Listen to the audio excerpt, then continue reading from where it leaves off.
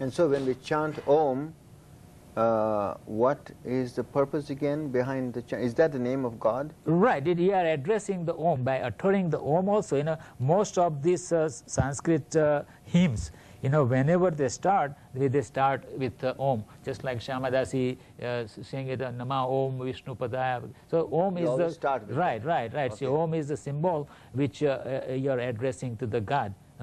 But in this current age, this maha-mantra is even more practical, because it is easy to utter, and you can say, and there has been many scientific evidence. There was one, what is the name of the scientist who wrote this thesis on this maha-mantra? He experimented, he put certain people on chanting the maha-mantras, and some people did not do it. And those people who chanted the maha-mantra, they had a very peaceful mind and everything. So there was an effect. The research work is already done, and effect was even. So you are saying there's a physiological effect, right? Exactly, on the body, because it's a nature. By making the sound. Because it's a nature of the soul. Okay. And it has to be it has to be connected with the God somehow or other. So what does the Vedas say about God? Now people mean so many things by the word God in our culture. Right. So literally meaning G means generator, O means operator, and D means destroyer. So in our Vedic philosophy, generator means the Brahma is the creator. Operator, the Vishnu is the operator. He is in charge of operation after the creating, he just maintain it. And D is the destroyer, I mean the Shiva is the one who takes the charge, Even material world, we know that if somebody has to create, something, then they require an architect. Right? So Brahma is the architect. He is the one who is responsible for creating everything. Then those people don't do the demolition. There has to be somebody else. So the people who knows this art of demolition, just like a Shiva, that is his job to do at the end of the creations. He takes charge of it, and he do his own work. I see. So God means the one who creates. Brahma, Vishnu, and Shiva all come from Krishna. Right. So even, I think the biggest misconception about any Eastern religion, especially quote-unquote Hinduism, is that you believe in many gods and there's so many different gods and that you're polytheists. But all of the Vedic literatures say that there's only one, and Krishna is the name that we use, and that there's only one. And this is the same God who is the father of Jesus Christ, same God that the Muslims, the Hindus, the Christians are all worshiping, but there's many different names of God. Just like I was giving the example that the President of the United States, some people call him Mr. President, some people call him Sir, some people call him Mr. Bush, some people call him Daddy, some people call him Honey. He has many different names according to the relationship. So some people worship God very intimately. Some people worship God in fear. Some people worship God as the Father. Some people worship God as the Judge.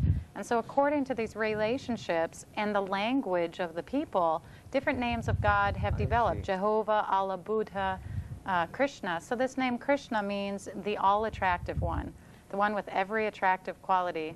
And we can see that we're looking for people who are beautiful. We're looking for people who are wealthy. Because as spirit souls, we're looking for God, and only God has that in full. So this name Krishna is a personal name, just like he was saying. The word Om is a spiritual word for the supreme. But this name Krishna is a direct name to the person, God. That God is a person. Right. I am the original compiler of the word Vedas, and I am the Om. See, and another thing, there is a verse in the Upanishad. It says, Iswaraha Param Krishna Satchid Ananda Vigraha Anadiradir Govinda Sarva Karan Karanam. So he is the original of everything. Everything emanates from him, and he is the maintainer of everything. And so we can have a personal relationship with God. Yes, definitely. According to the Vedas. And that's what you see. Everyone's looking for that. Everyone wants to be loved. Who doesn't want to be loved? Everyone's looking for some satisfying relationship. And when it's not the utopian, they become frustrated. So when we are looking for beauty or for intimacy in relationships or for money, fame, whatever, we are actually looking for God. Right. And the reason we are not satisfied with all these things is because why? See, in a Bhagavad-gita... Because we didn't approach it the right way? Well, no. And these relationships not that you renounce all relationships, but as we're looking for this ideal that can only be completely satisfied through a relationship with God. And our relationships with other people are relationships with part and parcels of God. So you don't renounce all relationships. See, in Bhagavad-gita, Krishna says there are 5 different kind of people worship me or approach me. First one is a jnani. Jnani means who has a knowledge and who will go through all empirical research to look for the God, jnani, right? Then the one who is in a distress. We know this in a material world, when somebody gets in a distress, he will ask for the help, right? And then another one is who is looking for. That is also common. Everybody looks for somebody, you know, if they want somebody materially gain, then they will worship the God somehow or other, and whoever they wants to. And then the fourth one is called inquisitive. See, there are people in this material world, whether he's a Christian or whether he's a Muslim or anybody, they are all inquisitive about the God. So that is also a good characteristic of a person to look for God, inquisitiveness. So Krishna says in Bhagavad-gita that is a good characteristic, and we have to check it. And then 5th class of people is called bhakta. Those bhaktas are the people who have no other motivation, without asking anything. They don't want anything. They just want to establish their own relationship, because we are parts and parcel of God, and we need to re-establish our natural relationship, the God. So they will not ask for, and there are many examples we see from the Dhruv Maharaj. You know, there was one example in Vedic literature. He said Dhruv Maharaj, he was wanted a kingdom. You know, there is a story behind it. We cannot go on and on.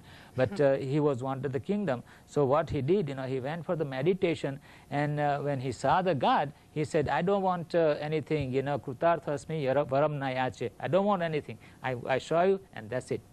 There is nothing more I want. Because once they know God, or once they have a relationship with the God, everything becomes immaterial. They don't want it anymore. Then that's how all the saints and sages are.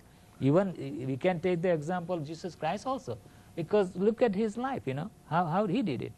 Because he was perfectly God-conscious person. He was a perfect son of God. Is it possible for us to relate to God through our everyday life, through our everyday relationships? Yes. Without forsaking, as you were saying, the relationship, we can still relate to God through the people in our life. Well, every individual, every living being has part and parcel of God within them. So you have both your individual soul, and you have also what we call the super soul, which is the part of God. So in relating to you, I should ultimately see you as part of God.